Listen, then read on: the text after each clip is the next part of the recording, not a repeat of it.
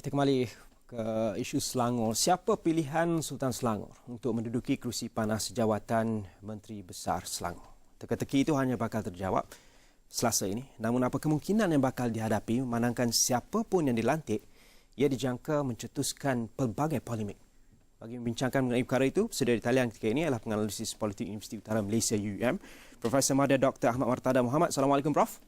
Waalaikumsalam. Okey, Prof. PKR dalam satu kenyataan hari ini kekal, konsisten dengan pendirian mereka, sokong Datuk Seri Dr. Wan Azizah sebagai calon tunggal Menteri Besar. Umum tahu dengan senario keadaan ketika ini, apa kemungkinan yang Prof boleh gariskan dalam landscape politik negeri Selangor ini? Pertama, saya melihat bahawa kita dapati mungkin dalam keadaan ini apabila PKR masih terus ingin menamakan Datuk Seri Wan Azizah sebagai calon Menteri Besar, ini kita melihat sebagai satu percaturan yang agak bertentangan dengan apa yang kita ramalkan sebelumnya dan apa yang mungkin daripada sumber-sumber yang kita ketahui, terutama daripada pihak istana sendiri, bertentangan dengan calon kehendak Tuanku Sultan sendiri. Jadi sebenarnya apa yang cuba diutarakan oleh PKR ini kadang-kadang kita dapati akan menimbulkan pelbagai polemik dan pelbagai masalah di kemudian hari. Dan kita tahu bahawa PAS memangnya tidak ingin mencalonkan Datuk Seri Wan Azizah dan mereka telah mencadangkan beberapa nama. Dan nama-nama yang dicadangkan itu tidak termasuk Datuk Seri Dr. Wan Azizah, dan ini sebenarnya apa yang dilakukan oleh PKR ini akan juga mendapat tentangan daripada komponen dalam Pakatan Rakyat seperti PAS. Dan ini juga bertentangan dengan apa yang dimahukan juga oleh Tuanku Sultan sendiri yang berkehendakkan supaya calon itu, parti-parti itu menamakan lebih daripada dua calon.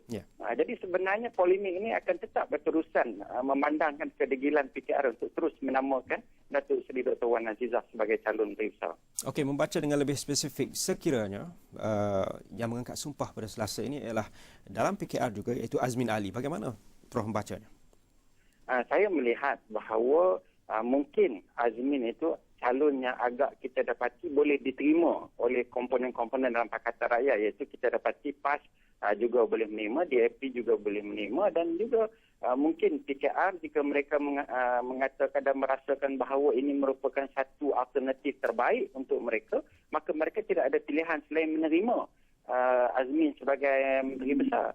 Dan namun dalam masa yang sama kita juga dapati bahawa pendirian PKR itu sendiri sebenarnya bertentangan dengan apa yang mungkin akan berlaku nanti jika sekiranya Azmin dilantik menjadi sebagai seorang Menteri Besar. Dan saya percaya bahawa Azmin juga nanti akan mempunyai tentangan dan masalah, terutama daripada parti beliau sendiri, iaitu PKR sendiri. Walaupun beliau mungkin boleh mendapat kerjasama daripada PAS dan juga DAP, namun bagi saya dalam jangka masa yang panjang beliau tetap akan menghadapi masalah, terutama di kalangan pemimpin tertinggi PKR sendiri yang memang secara terang-terangan tidak mahukan beliau dan ingin terus mencadangkan Datuk Seri Dr. Wan Azizah sebagai calon Menteri Besar.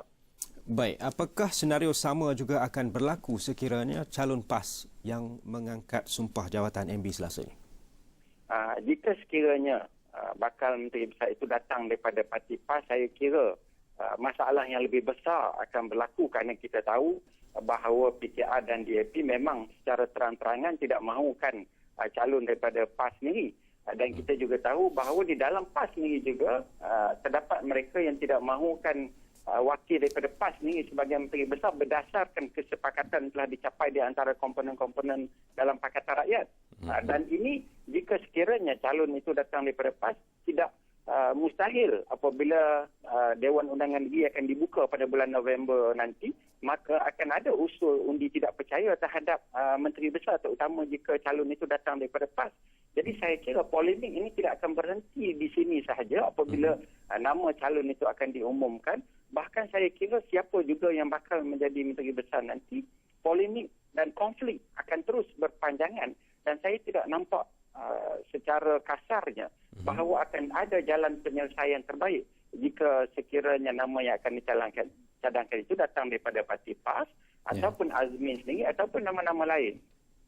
Baik, terima kasih Profesor Madya Dr. Ahmad Martada Muhammad yang mengulas mengenai menjelang angkat sumpah jawatan Menteri Besar baru Selangor Selasa ini, di mana segala teka-teki bakal terjawab.